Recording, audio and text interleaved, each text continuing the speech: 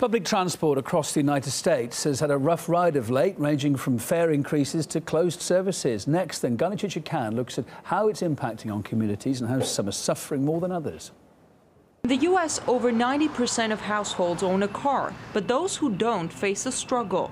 Public transportation seems to be the worst where it's needed the most. They shouldn't have to stand out here for an hour or an hour and a half waiting for no bus. Don't nobody want to spend all their time in the freezing cold waiting for no bus.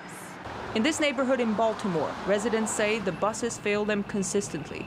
A popular bus route was altered to bypass their neighborhood. They say they stopped the 13 from coming up here because of drug trafficking. But that's everywhere. That's even down Wolf and Washington Street. So what difference it make? Now people gotta walk all the way down. The stop for bus 13 was pushed 7 blocks away from this spot. In over 80% of the transit systems across the country, from New York to Los Angeles, fares are being raised, service hours are being cut, lines are being basically dismantled. Robert Ballard says people of color suffer the most from shortfalls in public transit.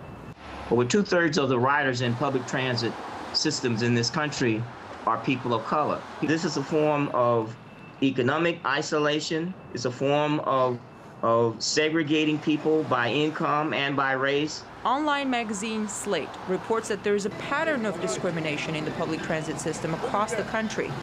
In Detroit, a streetcar line estimated to cost $137 million is being built downtown in a corridor that caters to business and office workers. But the project is reported to do nothing for the poor without cars. In Johnson County, Kansas, bus service was cut in a way that eliminated routes in predominantly black areas while leaving ones in mainly white areas untouched. In Nashville, a rapid transit bus project would have bypassed predominantly black neighborhoods. In January, after uproar in the community, the controversial project, expected to cost $175 million, was canceled. Public transportation is needed in poorer neighborhoods more than anywhere else. Badly functioning public transportation and a lack of access to it means less opportunities for those who can't afford a car. In Baltimore, Maryland, I'm Gani Chichikhan, RT.